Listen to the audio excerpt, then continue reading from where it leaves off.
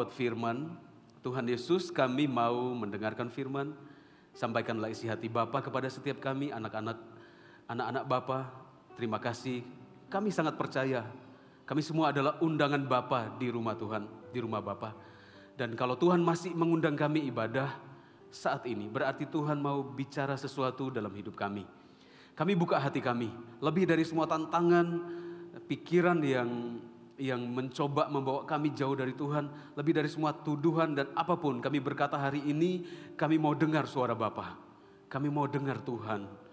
Kami pusatkan semua hati dan pikiran kami untuk mendengarkan suara Tuhan. Dalam nama Yesus, setiap jemaat yang rindu dengar firman, belajar firman, sama-sama katakan, amin. Buka bersama Lukas pasal 13. Lukas 13 ayat 18 sampai ayatnya yang ke-21. Lukas pasal 13 ayat 18. Kita baca bergantian ya. Saya baca 18, jemaat yang saya kasihi baca 19. Bergantian sampai 21. Demikian firman Tuhan, Lukas 13 ayat 18. Perumpamaan tentang biji sesawi dan ragi. Maka kata Yesus, seumpama apakah hal kerajaan Allah dan dengan apakah aku akan mengumpamakannya?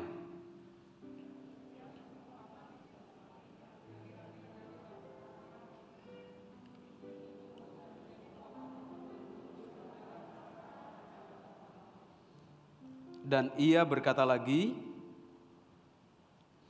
dengan apakah aku akan mengumpamakan kerajaan Allah?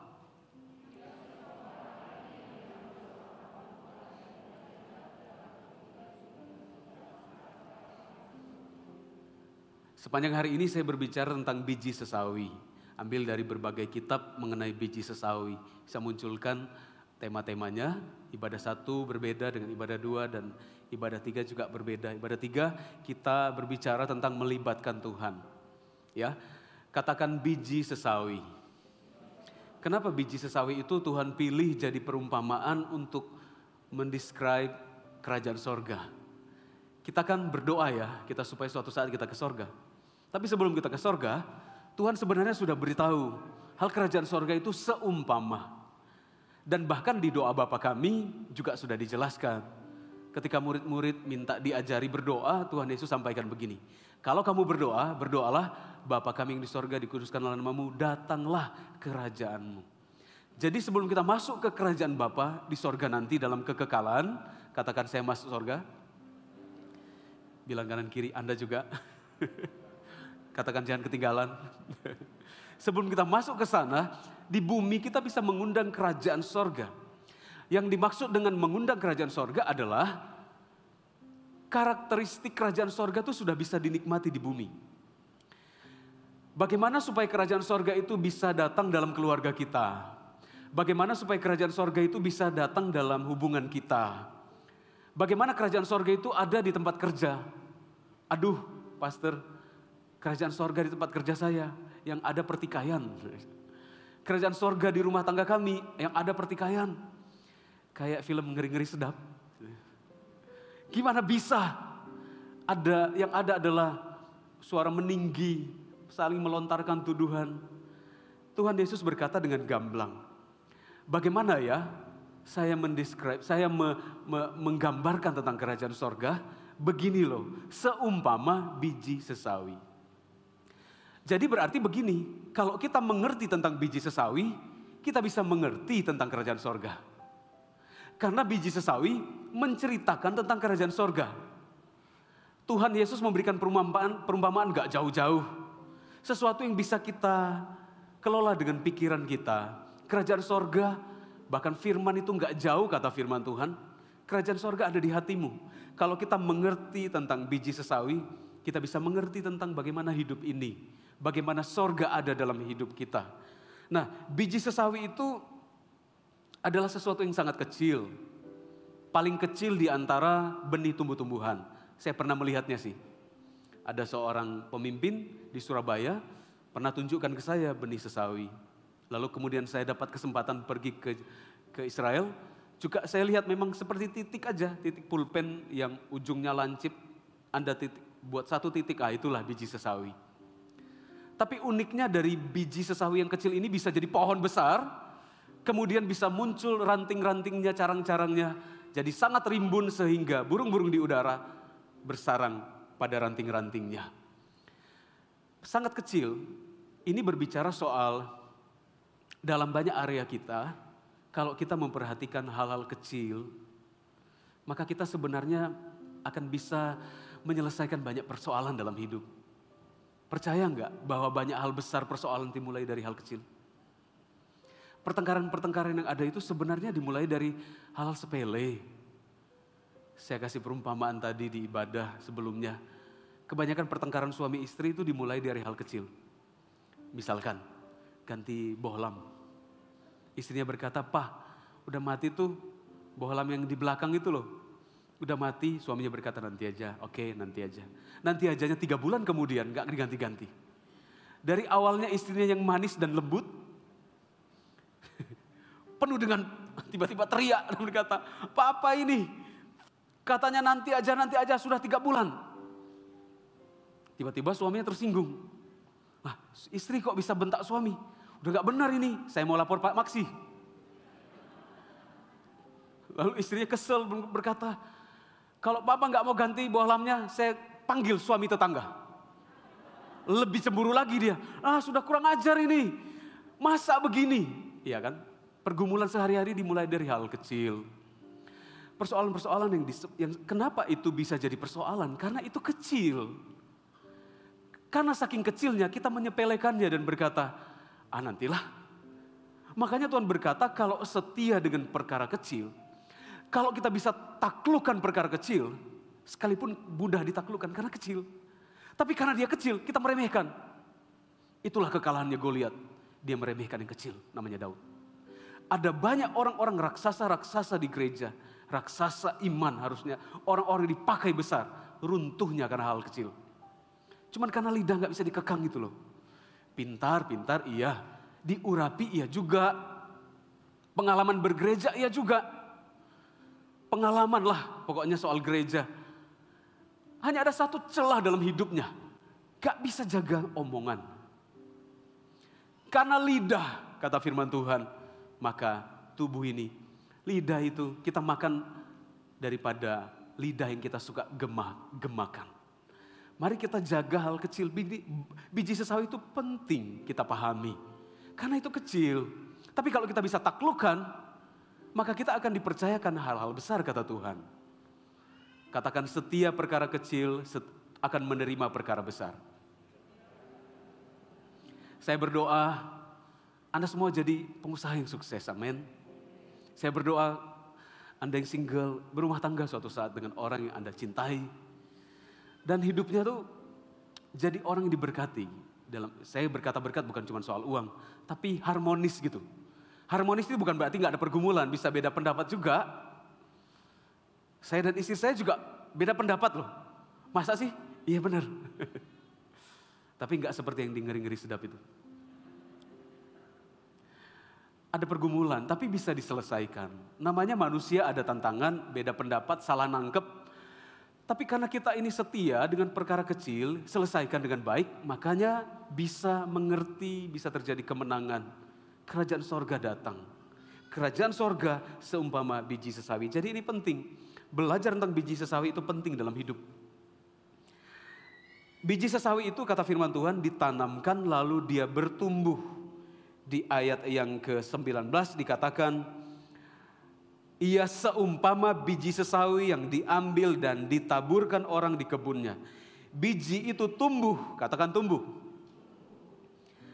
Nah, pertumbuhan itu tidak pernah bisa diusahakan oleh manusia. Karena ada ayatnya.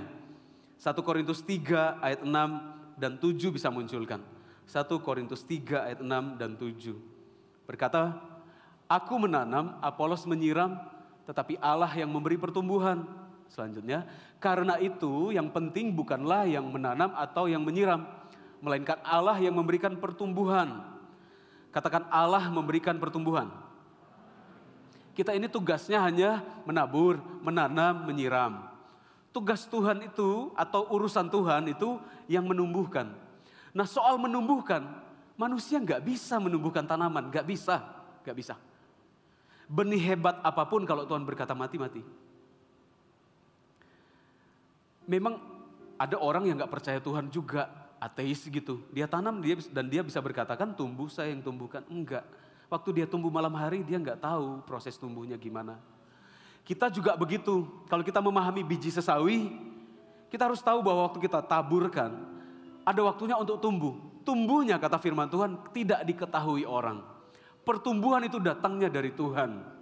Jadi biji sesawi mengajarkan kepada kita tentang bertumbuh. Dan tumbuh itu harus melibatkan Tuhan. Katakan melibatkan Tuhan. Melibatkan Tuhan itu penting dalam hidup kita. Kita pelajari dari benih sesawi. Melibatkan Tuhan dalam segala aspek hidup kita. Melibatkan Tuhan hanya soal biji sesawi, melibatkan Tuhan. Di sini saya ajari Anda bahwa dari firman bahwa ada banyak orang kalau perkara besar dia doa, kalau hal kecil dia nggak doa. Saya punya saudari waktu saya masih SMP, adik saya yang cewek itu kan masih kecil. Dia itu dekat sekali dengan papa saya. Kenapa dekat? Adik saya itu bisa mempengaruhi hati papa saya. Dia bisa nangis saja, papa saya bisa, wah ada apa, mau beli apa. Jadi adik kecil saya itu kelihatannya perkaranya luar biasa. Dia bisa nangis, bisa dekat sama papa dan cerita. Kenapa? Cuma masalah pensil. Papa bisa harus keluar, pergi kemana, beli pensil. Dan kenapa papa itu nggak bisa dekat sama anak cowok yang pertama? Kenapa selalu takluk sama anak kecil? Yang paling kecil kadang-kala. Kenapa akong Anda ya, papa Anda lah, Anda yang sudah punya anak. Papa Anda tuh bisa dekat sama anak Anda yang paling kecil. Bisa ditaklukkan, bisa disuruh apa-apa. Main kuda-kudaan juga bisa. Dia naikin punggung papa. Coba Anda dudukin punggung papa. Ini yang namanya perkara kecil, perkara besar. Perkara kecil tetap melibatkan Tuhan. Biji sesawi, anak kecil kok bisa tetap menarik Tuhan dari kerajaan sorga. Itu Tuhan kehendaki loh. Banyak orang berdoanya cuma perkara besar. Perkara kecil dia gak mau doa. Kenapa? Ya bukan urusan Tuhan lah perkara kecil. Perkara kecil, perkara besar. Tetap Tuhan adalah Tuhan atas perkara kecil dan perkara besar. Kalau Anda mentuhankan Tuhan perkara kecil, Anda akan tetap mentuhankan Tuhan perkara besar. Memahami biji sesawi itu indah sekali. Jadi jangan sampai kita gak melibatkan Tuhan karena kita berpikir hanya benih sesawi. Saya ini ada di antara Anda mungkin kalau diminta ayo pelayanan lah jadi singer. Aduh jangan saya lah. Padahal suara Anda minimal gak fals gitu. Ada orang loh sudah latihan berbagai guru vokal. Gak bisa jenis ini hanya bisa doa dan puasa. Sudah doa puasa pun malaikat berkata gak usah Tuhan. Jenis ini gak bisa, kita suaranya gak bisa diubah. Ada orang Medan baru lahir udah bisa nyanyinya luar biasa. Jangan berkata, saya nggak bisa nyanyi, padahal Anda bisa. Jangan remehkan dan jangan nggak serahkan kepada Tuhan. Anda simpan, Anda kalau begitu seperti orang yang menerima 1 talenta dan simpan. Itu membangkitkan amarah dari si pemberi. Bukan Tuhan itu suka marah-marah. Maksudnya waktu ada talenta diberikan, ada yang 5, ada yang 2, ada yang 1. Itu ada juga cerita mengenai Mina itu pemberian kekayaan untuk dikelola, dibuat banyak. Yang terima 1 berkata, cuman 1 saya simpan dalam tanah. Bukan ditanam, disimpan. Artinya banyak talenta di antara kita yang sebenarnya harus diserahkan kepada Tuhan. Cuman kita berkata, kecil gak usah lah. Remeh itu Pak, saya gak bisa nyanyi. Tahu gak, Anda tuh bisa nyanyi. Beberapa di antara Anda bisa nyanyi, suara Anda gak fals. Anda ada di antara Anda yang kalau ada orang nyanyi langsung bisa suara 2. Ada kok, ada orang sudah latihan gak bisa.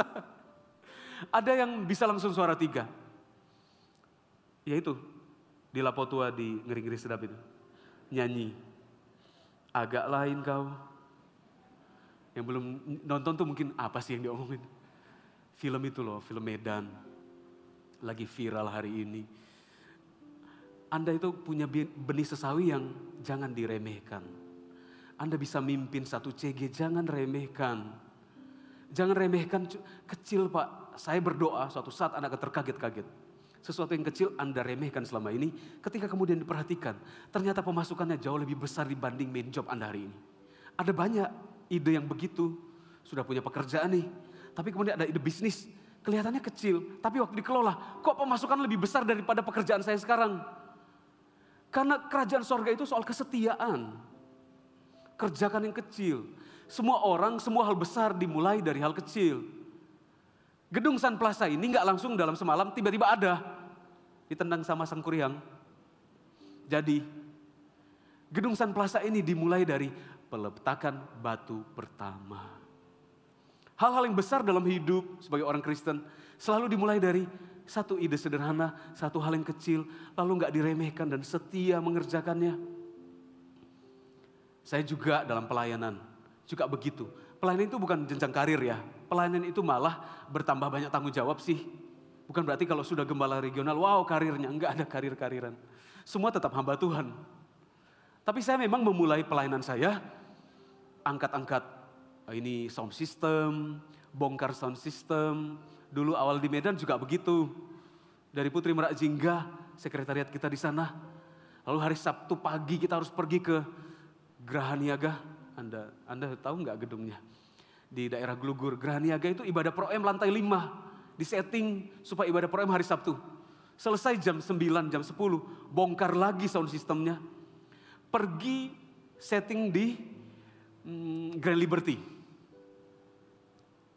Ya di satu jalan itu juga sih, Putri Hijau. Kadangkala ada wedding, kita nungguin sampai jam 12 malam, orang foto-foto. Waktu mau setting semua alat musik, berminyak kalau nggak jaga itu bisa kepleset. Makanan semua tuh di bawah. Kabel-kabel digerogoti sama tikus. Pelayanan hari ini, kalau Anda lihat saya preaching hari ini. Dulu dimulai begitu, bersihin toilet. Gak apa-apa, tetap anak Tuhan. Besok mau ibadah, bersihin toilet, atur kursinya. Semua dimulai dari hal-hal kecil. Dalam bisnis juga begitu kan. Hal-hal kecil itu diperhatikan sama pemimpin Anda loh. Cara Anda duduk bisa menentukan Anda diterima atau enggak. Percayakah Anda? Cara Anda masuk ke ruangannya, ketuk pintu atau enggak, itu bisa menentukan Anda naik gaji atau enggak. Mereka kadang-kala melihat hal besar, tapi mereka kadang-kala melihat hal kecil. Ketika mereka puas dan tahu Anda setia dengan perkara kecil, mereka percaya Anda bisa mengerjakan perkara besar. Ketika ketuk pintu, tok, tok, tok. Tok, tok, tok. Gitu. Masuk, baru Anda masuk. Mereka akan apresiasi Anda. Cara Anda rapiin meja kantor ketika bosnya lewat, ini paling berantakan di kantor ini. Cuman karena nggak buang sampah, menentukan karir. Banyak orang tua marah ke anaknya, karena anaknya nggak buang sampah. Sudah mama bilang ya, dari tadi sampahnya udah bau busuk. Sejak kemarin kamu nggak buang, cuman bawa dari depan, dari rumah, dari dalam dapur, ke depan aja, ke tong sampah itu kok nggak bisa. Gitu.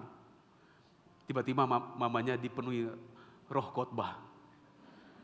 Mau jadi apa kamu? Ya udah panjang ceritanya kalau gitu. Tahu nggak hal kecil yang harus kita taklukkan di dunia ini supaya kita mengerti tentang kerajaan sorga. Supaya kita ini melihat pertumbuhan, maka kita harus melibatkan Tuhan. Kita menabur menyiram, tapi Tuhanlah yang memberikan pertumbuhan. Di area inilah kita melibatkan Tuhan. Tumbuh, kata firman Tuhan di ayat ini, ketika dia ditanam, biji itu tumbuh. Kata tumbuh ini berarti 3 hal. Bertumbuh, bertambah, meningkat. Itu bahasa aslinya.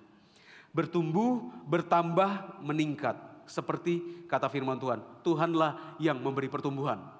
Katakan bagian Tuhan. Ya, jangan sampai kita ini nggak melibatkan Tuhan karena hal kecil. Kalau kita nggak melibatkan Tuhan, maka hal itu nggak akan tumbuh. Apapun kehebatan kita, apapun karunia kita. Ada sebuah area yang gak akan tumbuh dalam hidup kita karena kita gak libatkan Tuhan. Karena hanya Tuhan yang bisa menumbuhkan. Kalau kita gak mengakui Tuhan di sebuah area itu gak akan pernah tumbuh. Gak bisa, itu hukum rohaninya begitu. Kalau kita tidak mengakui Tuhan di sebuah area, hal itu gak akan jadi apa-apa. Jangan berkata, kecil, gak usahlah libatkan Tuhan. Gak usah libatkan orang banyak. hal kecil, jangan sepelekan hal kecil. Katakan tidak sepele hal-hal kecil. Bisa munculkan Hakim-Hakim 16 ayat 20. Saya mau Anda belajar. Beberapa ayat saya munculkan supaya Anda mengerti prinsip ini. Ya, Hakim-Hakim 16 ayat 20 berkata, backgroundnya daripada ayat ini, tetap munculkan ayatnya. Bangsa Israel baru saja mengalahkan sebuah bangsa namanya Yeriko. Yeriko itu punya tembok yang tinggi dan luas mengelilingi kotanya. Dan kemudian sudah dikalahkan, diruntuhkan ketika orang Israel berkeliling. Lalu mereka kemudian di hari terakhir mereka berseru dengan nyaring, runtuhlah tembok. Lalu mereka menyerbu kota itu. Jadi orang Israel baru saja mengalami kemenangan yang gilang gebilang, luar biasa. Kemudian berikutnya mereka mau menyerang sebuah kota kecil, namanya kota Ai. Kota Ai itu kecil. Kata beberapa orang di situ, gak usah banyak orang serbu kota itu. Yang isinya cuma AI. Enggak, kota Ai namanya.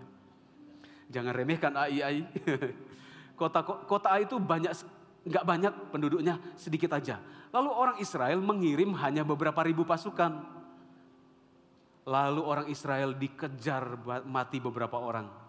Mereka pulang, mereka nangis di hadapan Tuhan. Memang ada si Akan itu mencuri, ada dosa.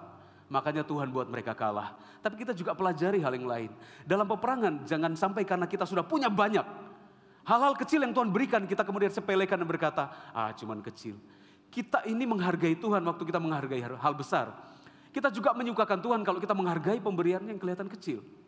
Ada teman saya, di Manado Bapak Ibu Saudara, ayat tetap ya, nanti ini pengantarnya.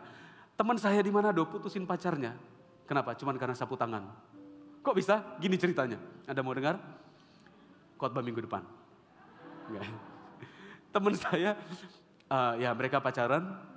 Satu kali pacarnya ini kehujanan basah, dikasihkan sapu tangannya. Kemudian ditutup kepala, intinya akhirnya pacarnya bawa pulang nih sapu tangannya. Bawa pulang ke rumah, lalu berikutnya dia ketemu saya, teman saya ini berkata, saya nggak mulai mikir loh kalau saya mau menikah sama wanita itu. Kenapa? Kalian baik selama ini. Gini loh, sapu tangan itu, waktu saya kemudian kunjungi rumahnya, sapu tangan itu dia jadikan alat pel. Cuman sapu tangan, kelihatannya kecil, itu sebenarnya mewakili Anda hargai Tuhan atau enggak? Tahu enggak Anda? Tuhan Yesus itu adalah mempelai pria kita, kata firman Tuhan. Kita ini mempelai wanita, hubungan kita dan Tuhan itu dekatnya sedemikian rupa. Bayangkan kalau Anda punya sapu tangan yang Anda sayang gitu loh. Anda mau buang ingus pun enggak mau pakai sapu tangannya. Ya buat apa sapu tangannya ya? Ada loh yang begitu saking jaga gitu. Pokoknya hal genting baru pakai sapu tangannya. Dia pakai tisu apalah, cuci muka kalau memang mau pergi toilet, kalau mau buang ingus itu. Intinya sapu tangan sangat dihargai. Sekali sapu tangannya cuma terlantarkan, pakai ngepel lantai lagi. Langsung dia berkata, sapu tangan aja ya. Dia nggak hargai loh, itu kan sapu tangan saya. Ya dia bisa beli sapu tangan 1 dus, bisa. Pacarnya juga punya sapu tangan. Pacarnya bisa beli sapu tangan, tapi itu kan sapu tangan saya. Nah kalau sudah gitu kan sudah panjang ceritanya. Saya kemudian berpikir, ya juga ya. Tuhan kadangkala sebenarnya memberi kita hal kecil bukan karena Tuhan gak suka kita. Ketika Tuhan memberi kita hal sederhana seperti biji sesawi, cara kita mengelolanya itu menyenangkan Tuhan. Coba pacarnya ini, sapu tangannya dicuci, kasih pewanginya, lalu kembalikan ke pacarnya. Nih, thank you ya sapu tangannya. Itu pasti pulang dicium-cium. Dia akan yakin, wah sapu tangan aja dihargai. Apalagi nanti kalau kami menikah, wah saya pasti dihargai. Cara kita mengelola benih sesawi, biji sesawi dalam hidup, itu menunjukkan kualitas hati loh. Ada orang kelihatan hebat kalau mengelola hal besar. Wow besar, keren banget. Kalau saya jadi coach, banyak CG, ngumpul bisa 50 sampai 100 orang. Wah keren. Tapi sekali ditunjuk jadi CGL ya. Berapa member saya? 4 orang. Ya. Jadi ini ya pelayanan pendoa. Pelayanan pendoa tuh gimana? Ya waktu kita lagi ibadah atau ada event-event khusus. Datang secara sengaja berdoanya di lantai 2 di belakang itu. Ya nggak ada yang ngelihat ya. Cara kita mengelola sapu tangan. menunjukkan bagaimana kita nanti dipercayai mengelola pabrik sapu tangan. Iya kan? Mari kita tunjukkan bagaimana kita mengelola biji sesawi yang Tuhan berikan. Artinya kita ini melibatkan Tuhan. Harusnya pacarnya ini tahu. Sapu tangan ini mewakili calon suaminya nanti. Calon suaminya ini baik banget, rohani banget. Tapi kok dia bisa kepikiran gitu? Satu hal, kok bisa langsung mengubah pikirannya? Sapu tangan itu kan saya kasih ya. Ada nama saya lagi di bordir di situ. Kok mau nama saya ada di lantai? Nah itu, wow, saya tiba-tiba itu sudah kejadian lama sekali di Manado kok. Waktu saya mempersiapkan khotbah ini, saya teringat masalah itu. Ya juga ya, barang siapa setia perkara kecil, akan Tuhan berikan perkara besar. Cara kita kelola hal kecil dan sederhana, menunjukkan rasa kasih kita kepada Tuhan. Makanya Tuhan itu tetap cari satu jiwa, satu domba yang hilang. Sekalipun masih punya 99. Tuhan berkata tetap cari yang satu. Itulah kerajaan sorga. Sekalipun kelihatan gak besar, yang hilang cuma setitik. Tetap Tuhan berkata kelola satu itu. Ada di antara Anda yang punya kepemimpinan yang baik. Kenapa gak jadi leader di CG? Anda pimpin perusahaan loh, Anda jadi manajer. Kenapa gak bisa pimpin 10 orang demi kerajaan sorga? Ayo kelola. Ya, beritahu kanan kiri. Lihat mereka katakan, punya pabrik sapu tangan. Setiap kali Anda lihat sapu tangan, semoga Anda ingat firman ini. Hakim-Hakim 16 ayat 20. Lalu berserulah perempuan itu. Orang Filistin, ya benar ya. Sorry, ini ayat mengenai Simson sebenarnya ya. Hakim-Hakim 16 ayat 20. Lalu berserulah perempuan itu. Orang Filistin menyergap engkau Simson. Maka terjagalah ia dari tidurnya serta katanya, seperti yang sudah-sudah, aku akan bebas dan akan meronta lepas. Tetapi tidaklah diketahuinya bahwa Tuhan telah meninggalkan dia. Nanti saya jelaskan mengenai yang tadi ya, cerita tadi di ayat yang berbeda sebenarnya. Jadi Simson itu gak setia sama Tuhan. Dia itu menyepelekan urapan yang Tuhan berikan kepadanya. Ditanya sama Delilah, kekuatanmu apa sih? Sehingga kamu sebegitu kuat. Simson berkata, kalau saya diikat dengan tali baru, saya jadi lemah. Tapi ternyata setelah diikat dengan tali baru, kemudian Delilah berkata, engkau disergap orang Filistin. Tiba-tiba saja diputuskan seperti batang rami. Itu seperti daun yang kering bisa diputuskan. Tapi terakhir kemudian, dia mulai berpikir, akhirnya dia ceritakan semuanya. Sejak saya lahir, saya itu nggak pernah digunting. Ini bukan soal rambutnya, kekuatannya Simson bukan dari rambut, tapi perjanjian dia dan Tuhan. Kekuatan itu bukan sapu tangan yang tadi, bukan. Tapi bagaimana dia menghargai sapu tangannya. Jadi kemudian Simson berkata, saya nggak pernah digunting rambutnya. Pisau cukur nggak pernah sentuh kepala saya. Akhirnya Delilah berkata, dia sudah curhat semua isi hatinya ini. Diguntinglah waktu dia tidur, dipotong rambutnya. Kemudian berteriaklah Delilah, orang Filistin menyergap engkau. Lalu bangkitlah dia, dan dia berpikir begini, seperti yang sudah-sudah, aku akan memutuskan talinya. Tanpa diketahuinya bahwa Tuhan telah meninggalkan dia. Jangan sepelekan hal kecil di hidup Anda. Kelihatan remeh, kelihatan kecil. Tapi sebenarnya itu adalah kunci untuk Tuhan buka berkat kerajaan sorga bagi hidupmu. Kunci itu lebih besar dari rumah enggak? Enggak, rumah lebih besar dari kunci. Karena itu kunci kecil, kadang-kala hilang kan? Karena itu saking kecilnya keselip di mana, makanya kita suka taruh gantungan kunci. Supaya mudah dilihat. Kalau bisa taruh, kalau bisa taruh loncengnya biar ketahuan tuh. Kalau diambil kucing bunyi-bunyi gitu. Kucing tuh kecil kan, enggak sebesar anjing. Kenapa ditaruh lonceng? Supaya kalau lari ketahuan. Kita harus menghargai yang kecil seperti Simson. Kita belajar Simson itu gak menghargai. Dia berpikir akhirnya seperti yang sudah-sudah. Nah seperti kota Ai juga seperti yang saya jelaskan tadi. Kota Ai itu berkata begini. Seperti yang sudah-sudah. Kami sudah kejar orang Israel, mereka kalah. Keluarlah satu pasukan dari kotanya. Ternyata ada pasukan Israel di belakang kotanya. Mereka jadi dua pasukan. Yang memancing mereka, kemudian orang Ai itu keluar. Masih ada setengah pasukan. yang kemudian membakar kota Ai. Jangan pernah berkata begini, seperti yang sudah-sudah, seperti yang lalu-lalu. Jangan remehkan hal-hal yang kelihatan kecil itu. Seperti yang sudah-sudah, seperti Goliat mungkin merasa, seperti yang sudah-sudah semua orang saya bantai. Dia adalah orang yang sangat tinggi, bajunya saja kalau tidak salah hitung. Bajunya Goliat itu 50 kilo. Itu kayak berapa karung beras itu. Betapa besarnya si Goliat, dia ngelihat si Daud. Goliat berkata begini, "Hei, kamu sangka saya anjing ya? Apakah saya ini anjing gunung? Kamu datang dengan itu? Maksudnya saya ini panglima perang." Saking meremehkan, Tuhan kalahkan Goliat melalui seorang yang kecil masih muda dengan satu biji batu nancap di kepala.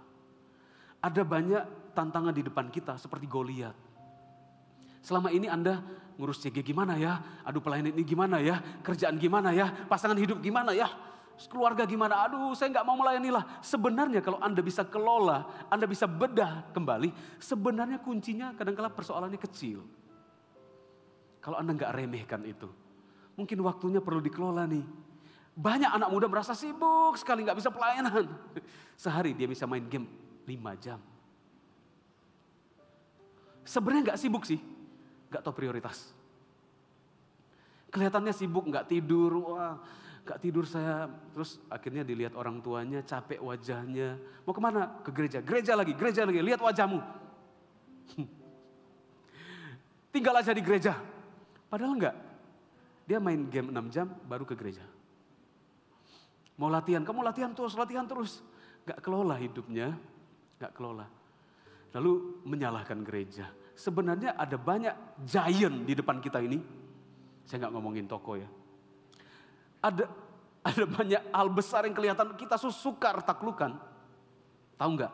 Sebenarnya cuma perlu diatur dengan satu kerikil. Kalau Anda memang mau duduk dan bedah waktu Anda akan sangat berbuah. Ada banyak kelemahan fisik terjadi itu karena nggak bisa ngatur waktu. Sudah nggak baca ayat. Padahal dia CGL, nggak baca Alkitab. Nggak tahu tuh, cerita tuh nggak tahu loh, cerita Alkitab. Saya dorong loh Anda baca Alkitab. Masakan pramusimnya MU diikuti terus. Tahulah MU ngalahin Liverpool 4-0, puas saya. Kalahkan ini, baru kemarin mereka kalah 1-0. Wah, Pastor Maxi ngikutin juga. Iyalah, pendeta suka sepak bola. Tapi cuma lihat beritanya, nggak ngikutin sampai jauh malam ngeliatin. Terus besok mau khotbah gimana? Terus jangan berkata setelah nggak tidur kemudian, oh Tuhan capek banget mau khotbah ya. Itu namanya nggak menghargai benih sesawi yang Tuhan berikan. Ya, ada banyak hal dalam hidup kita bisa kita taklukkan, berkemenangan hanya dengan satu benih. Mari kelola dengan percaya bahwa kita harus libatkan Tuhan. Sekalipun kecil, libatkan Tuhan. Sesuatu yang kecil, libatkan Tuhan. Tuhan tolong saya, Tuhan tolong saya. Melibatkan Tuhan pasti buat Anda tumbuh. Katakan amin. Melibatkan Tuhan itu harus dalam kesetiaan. Karena apa? Kan kecil ya, benih sesawi itu kecil. Butuh kesetiaan, kelihatannya masih kecil. Masih sedikit nih, lalu meremehkan. Dikasih papa pegang satu toko, Anda setiap hari datang berkata, wah papa nggak sayang saya.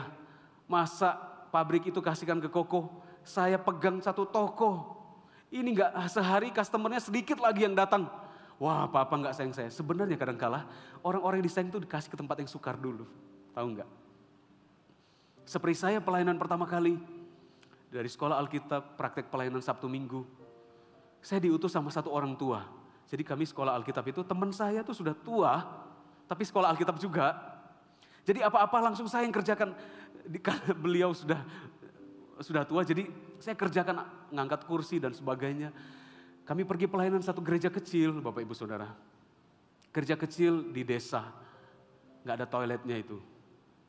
Saya ngambil gunting rumput, saya bersihkan halaman gerejanya. Nggak ada mesin waktu itu, nggak ada mesin, tangan pun bisa jadi, bisa.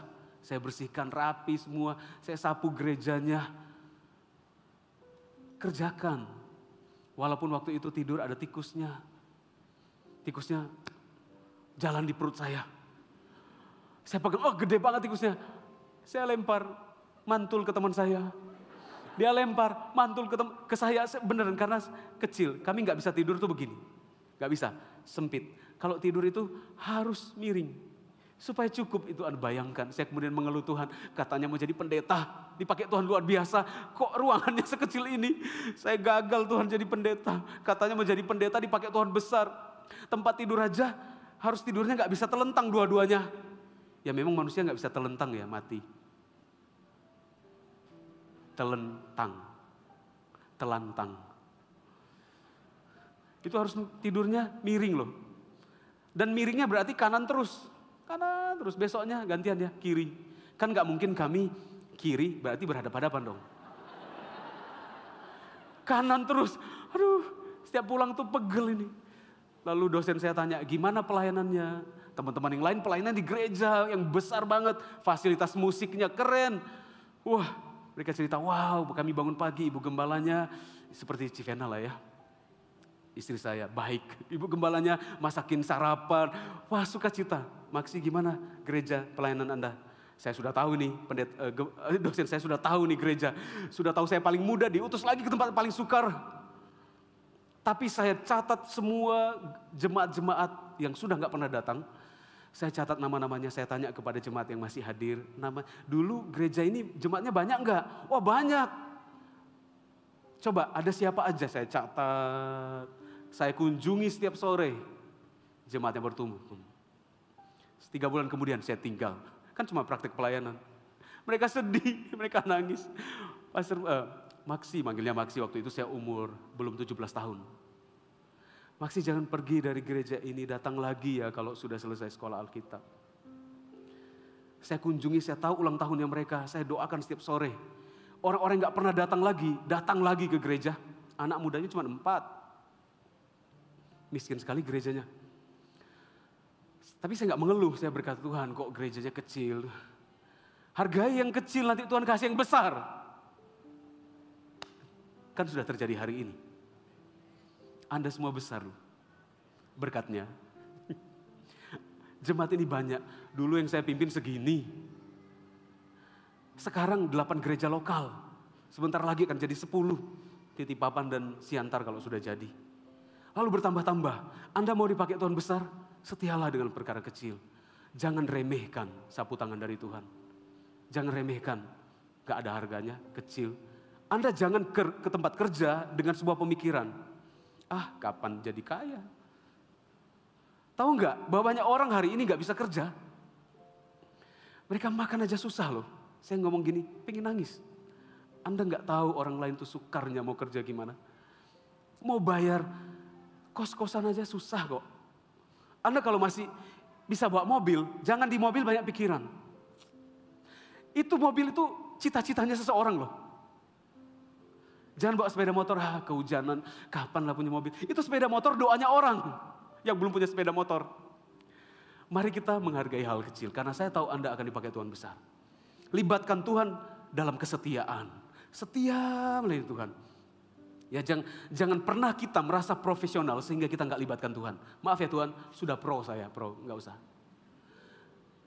Biarkan profesional muda cuma ada di gereja Mawar Siaran. Profesional muda dalam pekerjaan mereka. Tapi kita jangan pernah jadi profesional. Sehingga gak melibatkan Tuhan. Biarkan kita selalu seperti anak kecil. Yang selalu mau punya Bapa. Pak, tolong Pak, tolong Pak, tolong Pak. Pak, bantu ya, Bapak. Kita tuh bercakap-cakap dengan Tuhan dalam segala hal. Kata firman Tuhan, berdoalah dalam segala hal. Segala hal. Firman Tuhan gak berkata, berdoalah untuk hal-hal tertentu saja. Di Alkitab ditulis berdoalah untuk segala sesuatu dalam hidup kita. Jemaat Gereja Mawar Siaran harus berdoa untuk segala sesuatu dalam hidupmu. Tujuannya sebenarnya bukan doa, tujuannya adalah percakapan dengan Bapa. Dan Bapa senang orang kalau bercakap-cakap dengan Dia. Lalu melibatkan Tuhan dalam keterbatasan Anda. Katakan keterbatasan. Karena kan begini, waktu tumbuhnya kan kita nggak tahu. Kita cuma menanam, menyiram. Kita waktu bertumbuh, kita nggak bisa lihat. Jangan ada orang nanam sawit. Suruh ditungguin. Nggak tidur-tidur. Oh, udah tumbuh 2 senti ya. Itu berarti Anda harus tungguin selama 3 tahun sampai 4 tahun. 5 tahun berbuahlah sawitnya. Kalau tumbuh biar urusan Tuhan, Anda cuman melakukan bagian Anda. Kalau tumbuhnya terserah Tuhan. Di sini kita belajar bahwa kita harus melibatkan Tuhan dalam hal-hal yang kita nggak ketahui. Biarkan dia tetap Tuhan, kita tetap manusia biasa. Ada banyak orang kepo luar biasa. Mau tahu segala sesuatu. Kiasu. Mau tahu semua hal. Kalau dia nggak tahu, nggak puas. Dia merasa tertinggal. Padahal tahu nggak? Pohon pengetahuan yang baik dan yang jahat itu pohon pengetahuan yang baik dan yang jahat. Sumber dari segala pengetahuan yang semua yang kita dunia ini tahu sampai saat ini, semua dosa itu datangnya dari sana. Manusia merasa, aduh kalau saya nggak makan, saya nggak seperti Tuhan. Tahu tentang yang baik dan yang jahat, maka dia memakan. Artinya dia ingin tahu segala sesuatu.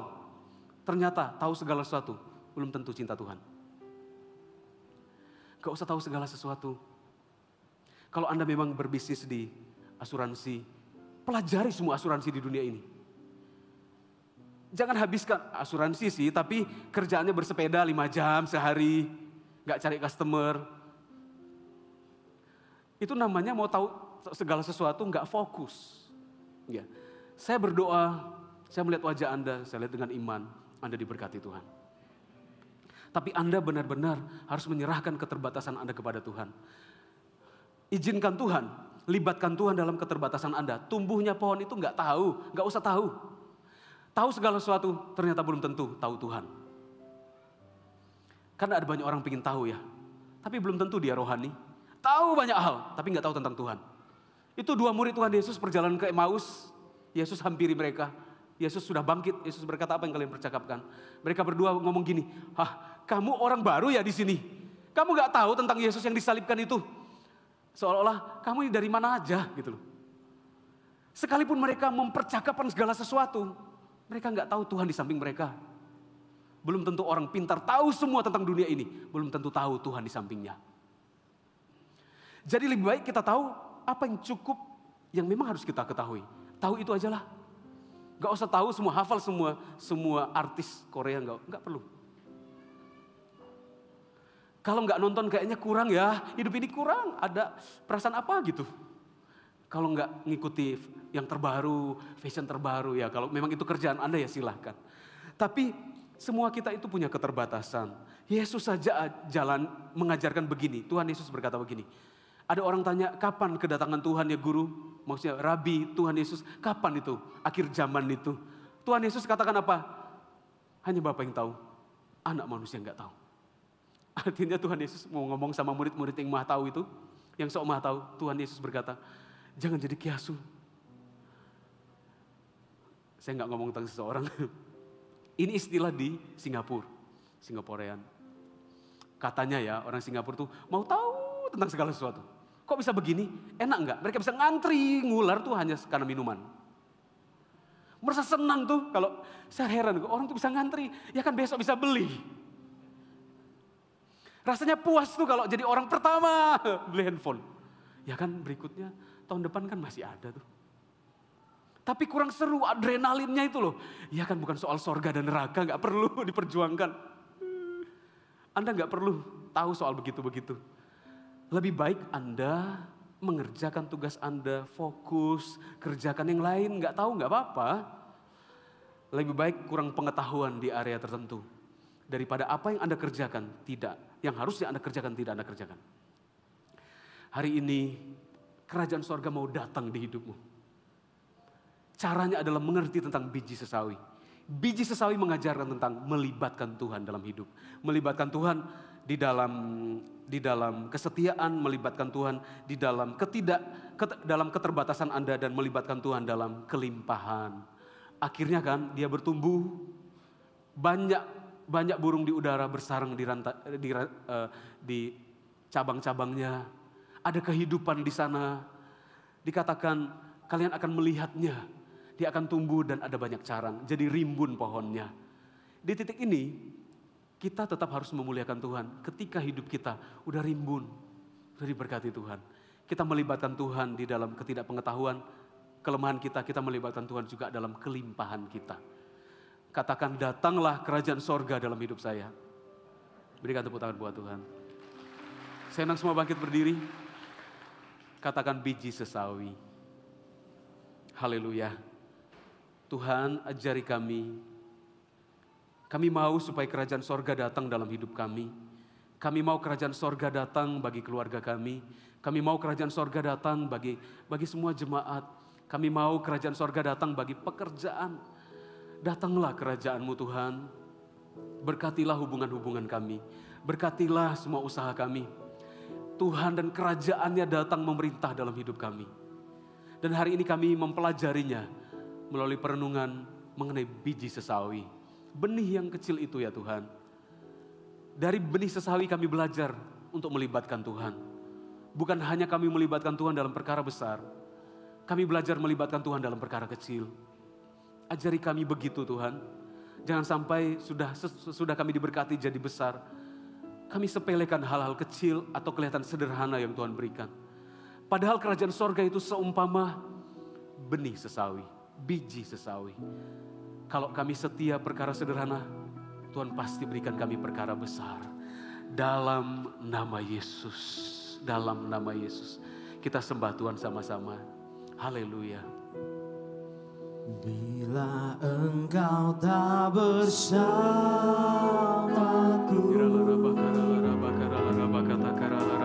ku tak mau berjalan. Ku perlu Tuhan, pimpin langkahku dengan kasih karunia-Mu. Pimpin langkahku setiap waktu, berjalan dalam Roh-Mu. Nyatakan Tuhan kemuliaan-Mu dan berjalanlah denganku. Bila Engkau tak besertaku, ku tak mau berjalan.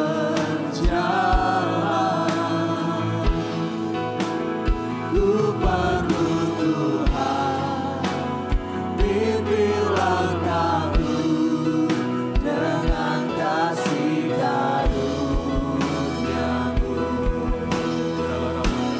Pimpin langkahku setiap waktu, berjalan dalam Roh-Mu. Nyatakan Tuhan kemuliaan-Mu dan berjalanlah denganku. Bila Engkau tak besertaku,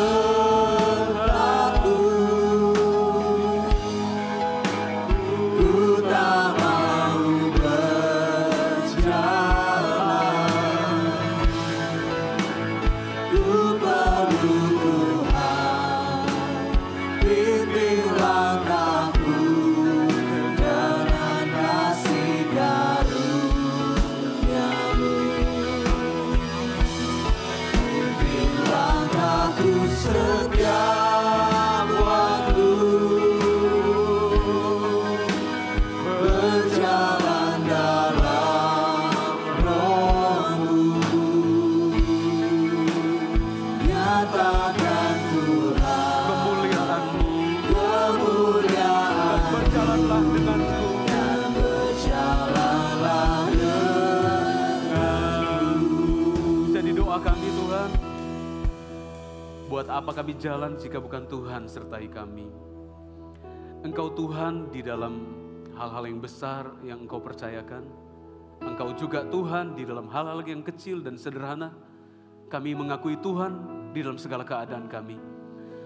Tuhan, bagi jemaat hari ini yang mungkin pekerjaannya masih terasa sederhana.